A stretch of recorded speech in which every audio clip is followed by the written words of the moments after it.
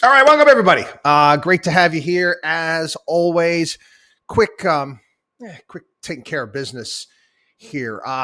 If you enjoy these vlogs, the podcasts that we're doing here, please, listen. You see me running ads during this stuff. If you think I'm making it, no, it doesn't work that way. I do appreciate the shout out. I do appreciate as well. Let people know about it. Again, you can get all of these vlogs. You can get them on YouTube. You can get them on Vimeo. You can get them on Facebook. So we put them up everywhere. And of course, our podcast. Again, I enjoy doing this. It continues to grow. It really does. It gives you fuel every single day. You see more and more people subscribe to the podcast. So again, you like it, let your friends know about it. And again, appreciate you listening. We're going to start off and do some politics today. Washington Post, New York Times, some of the left, obviously the left of center media out there have been going after Joe Biden. They've been taken. It's interesting, though. It's kind of how they go about framing issues, mainstream media. They've been going after Biden in terms of his reaction to the Supreme Court abortion ruling. Like, what could he possibly do with this? But again, it lets them hold their far left bona fides by doing that, rather than actually going after him for his complete incompetence handling anything else that's really going on. And again, you get insiders, Democratic Party, rudderless. They don't know what the hell they're doing. They don't know where they're going. And come on, people, I think it's pretty apparent. You take a look at the poll numbers, and they're some of the worst. I can remember. It's that bad. I did see one yesterday. 70% of Democrats still, support him. How? On what? On what exactly? It's an absolute utter mess. See, I'm going to be honest with you. As critical as I was of the Obama administration, critical as I was, I'd have, the various different points of time where I would say, hey, you know what? He's getting that right. I like this policy. This makes a little bit of sense. Overwhelmingly, again, against all of his major initiatives, especially all the crap that he was doing when he first became president. When Barack Obama first became president, that's the closest thing I can ever remember to and basically having a czar or a king. It was everything that he wanted, he got. Yeah, there was a little bit of pushback when it came to Obamacare. But again, when push came to shove, he got it, took over student loans, bailed out the automakers, making homes affordable, the HAMP program. We can go on and on down the list. He got everything he wanted.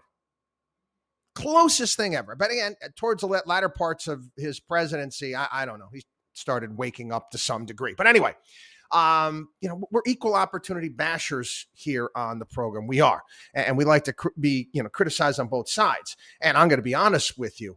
I wanted, just like I want any president, I want any president to do well. To do well. I want what's best for the country. I want the country to be doing well. That nothing makes me happier than seeing people do well. Look at the business that I'm in, for crying out loud. But this right now, we're going to go through stories today.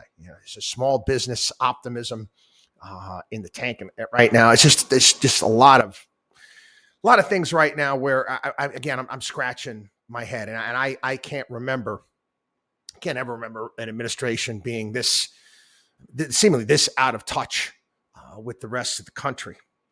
That being said, okay, I'm going to have to tail this up because this has to do with, our foreign policy at this point in time, which I don't know what we're doing. Europe right now, they're really worried, especially Germany right now. They're worried because they are shutting down the Nord Stream pipeline for maintenance. And their concern is that Russia just might say, hey, we ain't turning it back on. We ain't turning it back on. With that being said, this is going on in Germany. The actual story I'm reading today, where they're actually trying to come up with heating stations, planning for heating stations this winter, and they're thinking about stadiums and places where people who can't afford to pay their gas bill, their electric bill, can go and get warm. Again, this is Germany. But yesterday, Germany decided again, you know what? We are not going to fire up those nuclear power plants. We're shutting them down. So to all of you people, all of the German citizens out there that are on the, you're going to have a difficult time. The elites, the people that you vote for, the people that they tell you that they're better, brighter, and smarter than you, don't give a flying truck. I said truck. They don't give a flying, you know what, about you. Never have. Never have. You're collateral damage to their agenda. You do realize you don't have to be in this situation. But again, you know what? There might be a lot of true believers down there as well. You're shutting down your nuclear power plant, your plants, and you're worried whether or not Russia's going to turn the gas back on. You're having to come up with heating stations for the upcoming winter because you're scared. These are the elites. And I'm here to tell you the BS. Again, you got to hand it to the military industrial complex. They got their shit going on. They got their shit going on. Oh my God. They got billions of dollars of more American money to buy weapons to send to the Ukraine in what is going to be a losing effort. When this whole thing started, it's back in February. When this thing started vamping up, this thing started happening in February.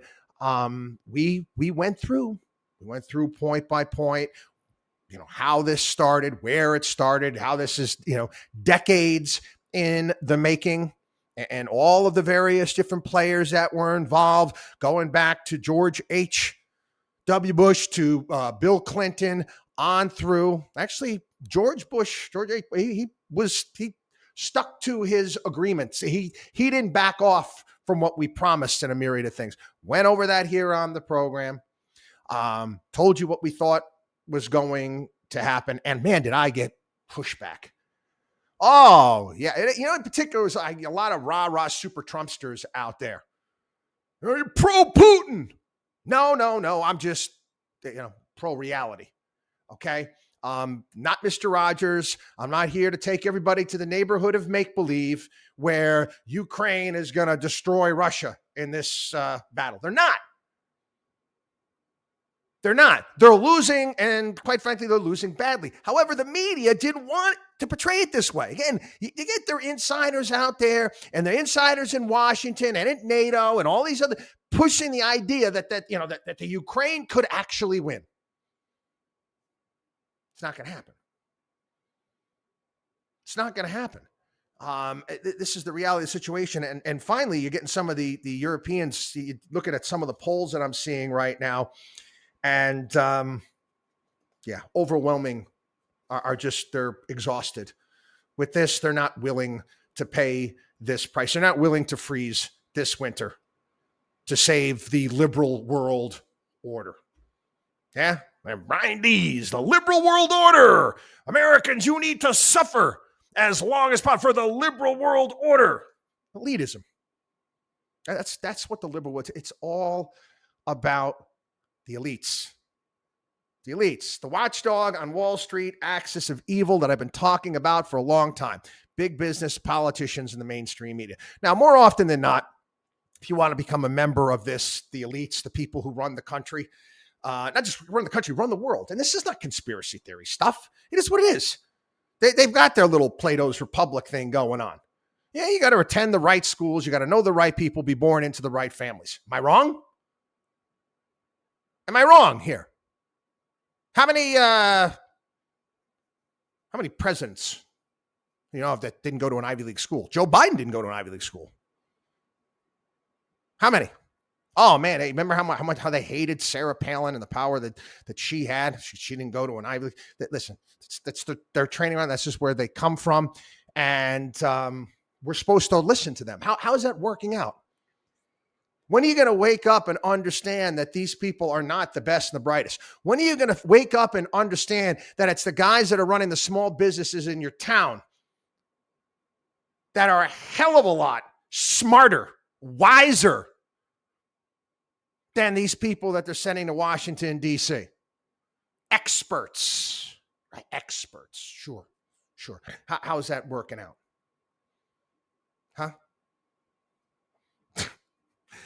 I'm gonna maybe play it in a weekend radio show. There's there's a scene in The Godfather where Michael's sitting down with the Don, and they're talking about Don's warning about the meeting that's going to take place, and tells him he's going to be assassinated there, and his father kind of tells him, says, I didn't want this for you. I didn't want this for you. And he said, I don't make any apologies in my life. I didn't want to be one of those people out there that is, on a string controlled by some big shot. And then, I didn't want this for you. I wanted you to be Senator Corleone, Governor Corleone. And Michael said, another peasant avante, another big shot. Anyway, homebuyers canceling deals at the highest rate since the start of the pandemic. Of course, they're canceling deals. The math has changed.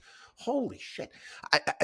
Again, we were telling you exactly what was going to happen not too long ago. And every single real estate expert on TV, no, it's going to remain strong.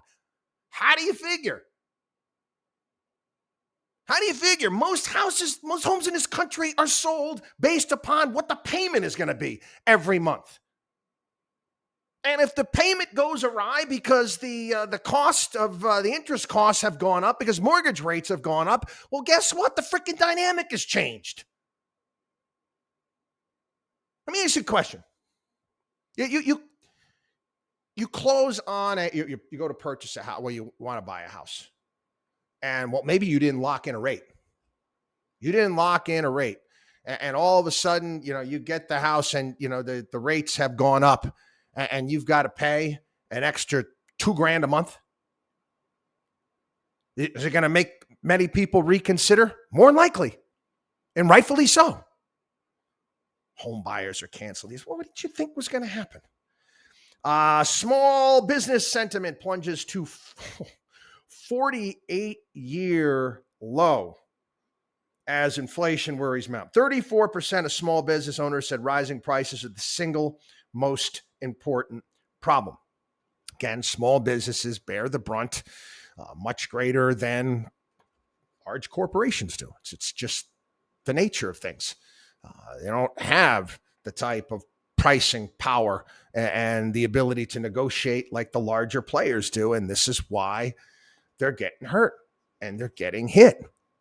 And we've all seen it. We've all seen it at our favorite local family-owned restaurants on through. And again, these are people, I speak to the owners when I go in there. I love small business owners. And a place like, I think being clients of ours anyway, talking to them about what they're dealing with. And it's very, very difficult. It's hard on them. And they're pushing through. They're busting their butt, doing what they need to. It's just, again, this completely unnecessary. And let's just say, you know what? We'll do devil's advocate right now. We're going to pretend that Biden is right. All this is Putin's fault. Well, yesterday it was Republicans. We'll go back. All this is Putin's fault. No, all this is Putin's and the Republicans' fault. And let's just pretend, for argument's sake, that Biden is right. Well, what do you do? I don't know. How about make it easier on small businesses? Maybe, I don't know, maybe throw some tax incentives there. Maybe lower their taxes. Why don't you lower regulations? Make it easier for them to do business. One way of helping them out, right? Because guess what? The cost of government goes up every single year. My regulatory costs go up every single year without fail. Is that not inflationary? Does not the government have the power to do something about that? Sure. Will they? Nah, nah. Anyway, wait to hear this. I read this. I was laughing. A survey of U.S. adults has found that the logistics of where and when they would be able to charge an electric car is the largest barrier preventing them from owning such vehicles. The revelation emerged in a recent poll of around 8,000 people conducted by Consumer Reports. Revelation? What is this Saint Paul of Patmos coming out of a cave there in Greece? Revelation? How are you surprised? This is a revelation that, gee whiz, people might be concerned. Gee, that new Mercedes and BMW gets 200 miles to the charge, and it takes all night to charge it. I'd rather stick a hot poker in my eye at this point in time.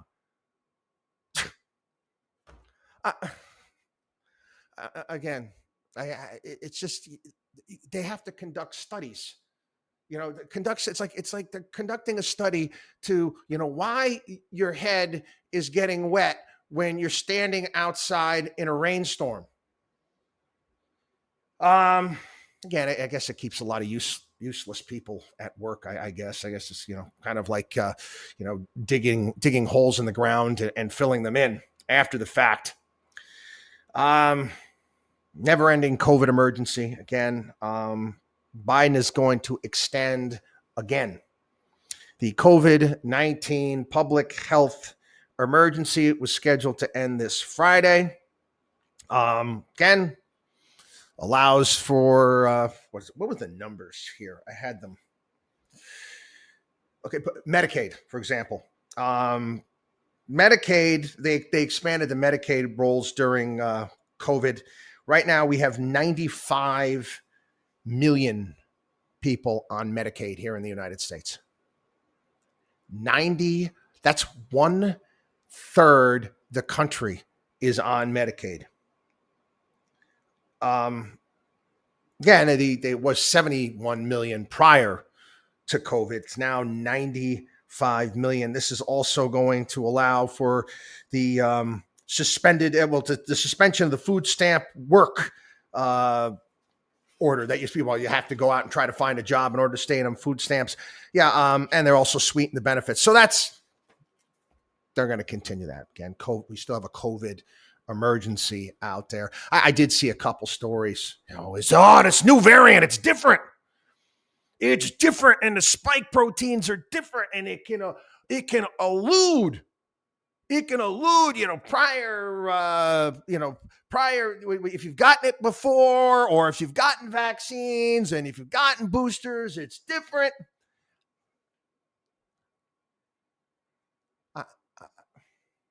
Sorry, honestly, it hurts my head. It really does. There's more than double, almost triple the amount of COVID people getting COVID. At least that's what they're reporting. That's based on the reporting. I'm telling you, it's probably 2 to 3 times as much right now than there was a year ago.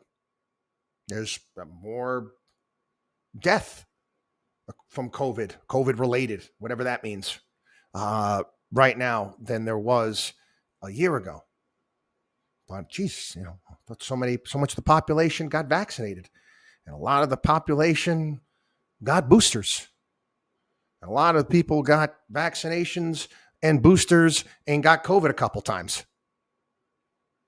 As me, the hell am I supposed to do? What the hell? Honestly, am I you gonna live your life just running away from the boogeyman?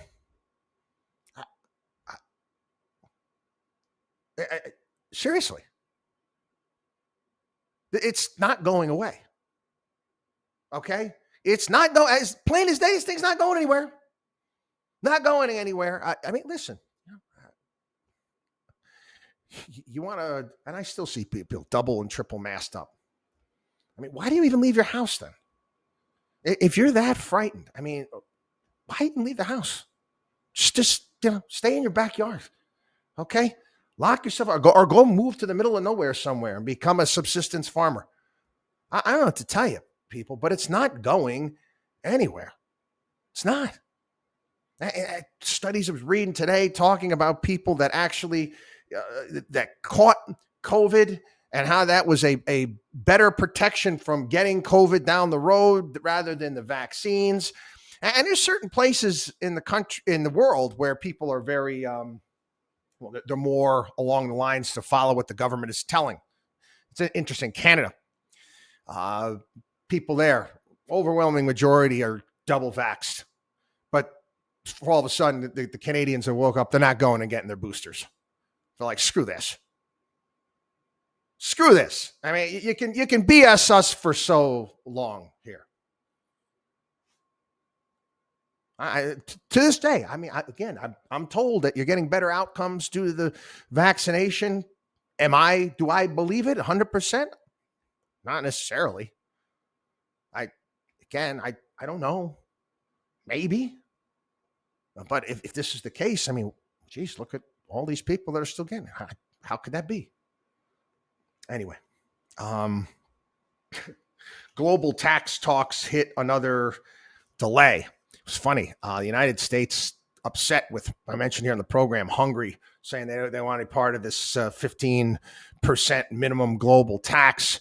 And we have a special tax deal with Hungary dating back to the 1970s. And the Biden administration threatened to scuttle that because they don't want to agree with this global tax thing. Well, as it so happens, there are a myriad of other delays that are taking place. And guess what? This gets thrown into next year. You're talking into 2023, and you get a new crop of characters there in Congress. Yeah, your global tax thing is gone. And quite frankly, good riddance. This is on the, and I'll full disclosure here. I get a little bit bitter when I start talking about pensions and managing pension money.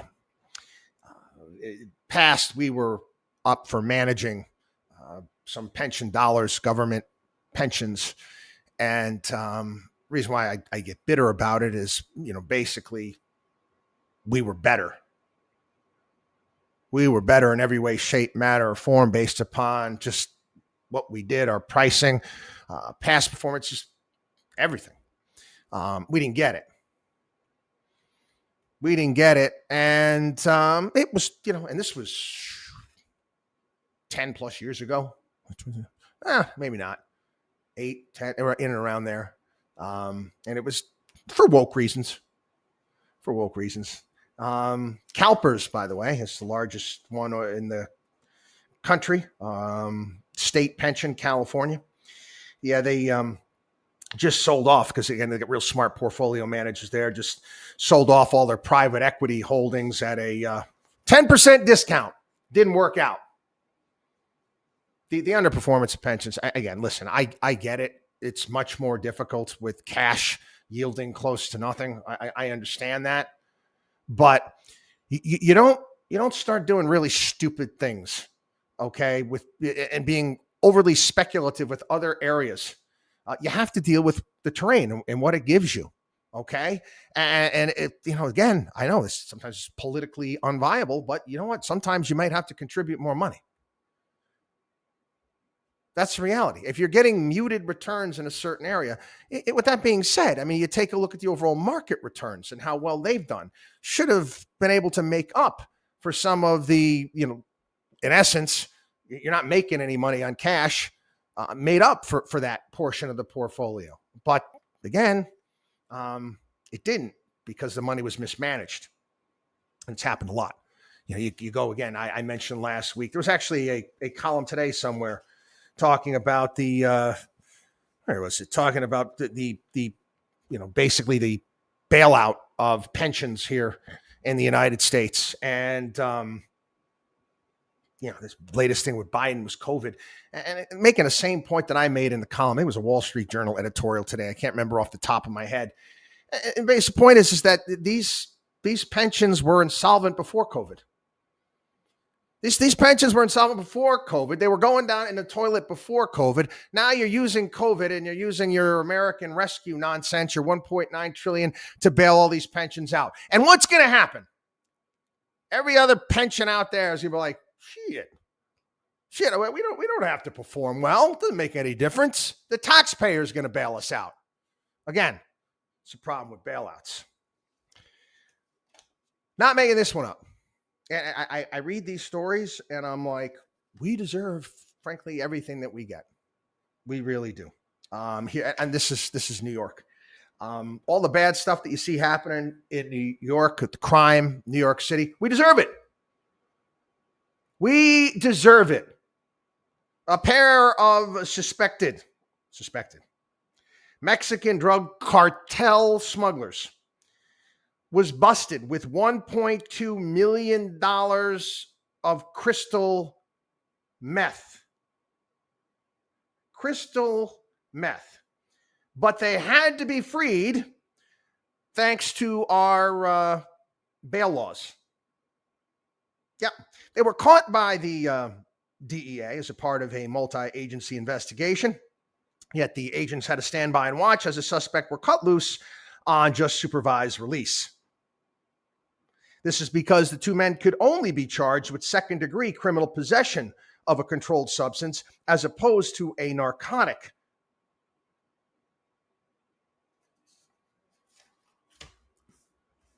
We get everything we deserve. Again, why would anybody even want to become a DEA agent? What's the point? I mean, what's the point? I mean, unless you like the thrill of the chase.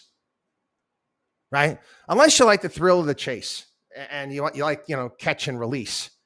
And again, it was, listen, when I was a kid, my dad used to take us down and we used to love this. We go into the woods behind our house, dig a hole, dig up night crawlers, go to Lock 7 on the Mohawk River and go fishing for, sunfish and perch, and for occasionally we get a smallmouth bass or whatever it may be. And again, this is the Mohawk River. This is 1970s. We weren't eating anything out of there. My dad used to do big game hunting there by the lock. What I mean by big game hunting, so make these cornmeal balls and put them on a hook and catch these carp. And he would hook the carp. These things are big and they would fight like crazy. And when he get one, he'd take turns.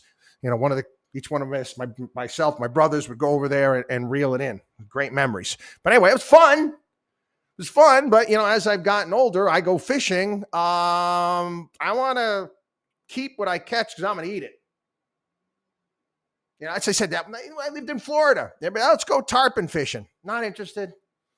I'm sure, I'd rather go out for snapper and grouper and amberjack and all that good stuff because, I like to eat it. But anyway. I guess it's, odd, maybe a little bit off as far as the comparison is concerned. But I mean, you're a D agent, you're a police officer, and it's catch and release.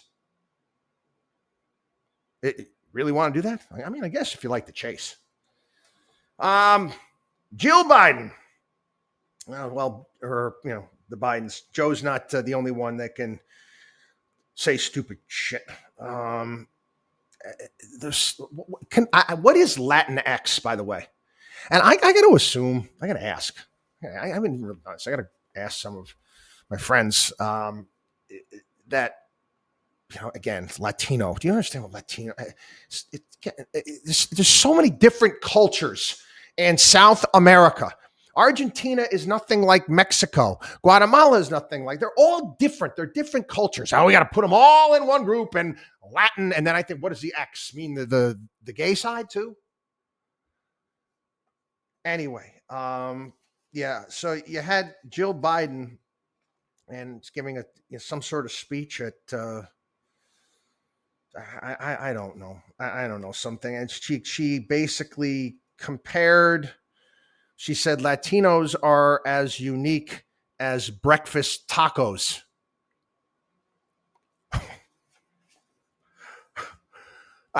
Again, she was reading it off a teleprompter. Who thought that was a good idea? Honestly, there was an episode of South Park.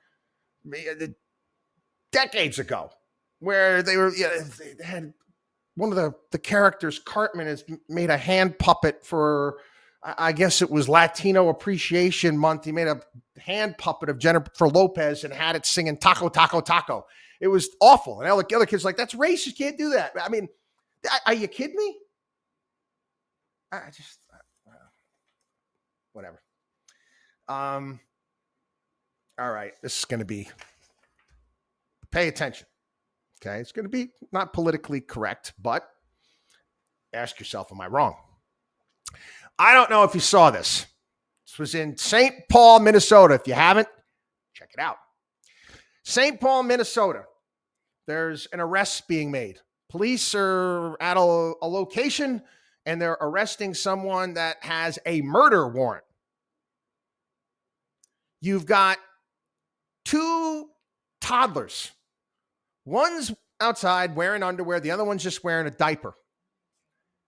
The one toddler is going up to the police officer, cursing the police officer out and punching and hitting the police officer. Yeah. Blank off, bitch. The toddler repeats several times before slapping the officer and then crouching down in anger. Oh yeah, you can watch the video. Watch the video. Now, I don't gamble, but let's say if DraftKings had a, I don't know, they had an over-under, or you could bet on whether or not those kids eventually are going to be in jail or get arrested multiple times. I'm betting on that. That would be something I would gamble on. That would be something I would gamble on. Oh, don't even start. Don't even start, Chris. That's racist. Well, did I mention any color? No, I did not. Anyway, have a great day, buddy. WatchDogOnWallStreet.com. WatchDogOnWallStreet.com. We'll see you.